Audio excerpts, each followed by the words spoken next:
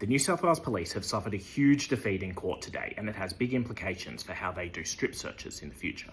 Raya Meredith was strip searched at Splendour in the Grass in 2018. She was stripped completely naked, made to lift and drop her breasts, bend over. She was menstruating and was made to remove her tampon, and a male officer entered the cubicle without warning. She had no drugs on her.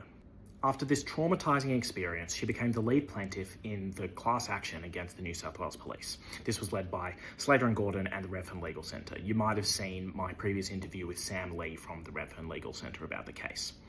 The class action asserts that the New South Wales Police are conducting lots of illegal strip searches, and that's been confirmed today in court, with Meredith being awarded $93,000 in damages. The full judgment should be published tomorrow, but I watched as it was delivered and a few things stood out to me. So first, the police notes from Splendour made no mention of the necessity or urgency of these strip searches. Basically, they were not concerned about the legality of these searches. They relied on general facts about overdose deaths and drug use at festivals to justify searches, but you need to justify the individual circumstances of a search. You can't just say there's generally a lot of drug use.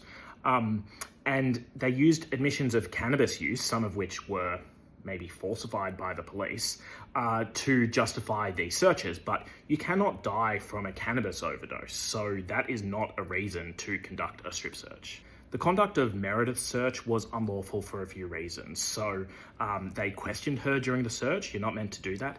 And she wasn't given privacy, like a male officer walked in without warning. Cops can't normally conduct a cavity search or touch somebody during a strip search.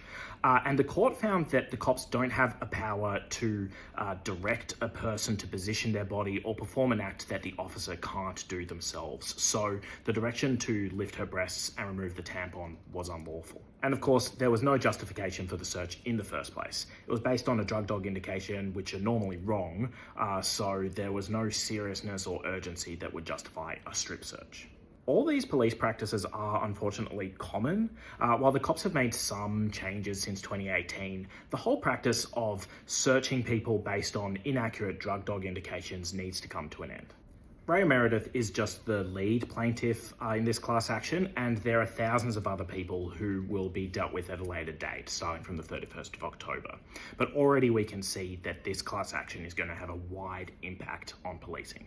This stuff is personally important to me. I used to run the sniff-off campaign against drug dogs, and I spoke to lots of people who have been through these disgusting searches. I'm so glad that the end is in sight.